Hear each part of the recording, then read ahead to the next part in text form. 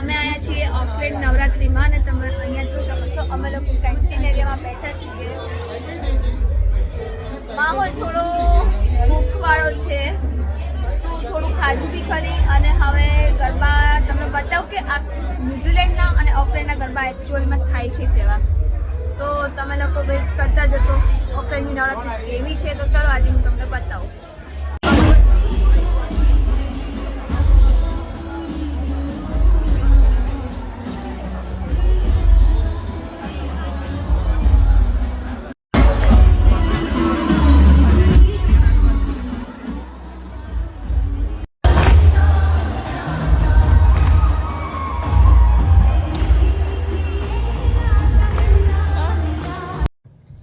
Guys તમે ગરબા તો જોયા જ હશે કેટલા મસ્ત હતા. અને હવે અમે અહીંયા આ છે પેટ્રોલ પંપ જે આપણા ઇન્ડિયા કરતાં થોડું અલગ છે.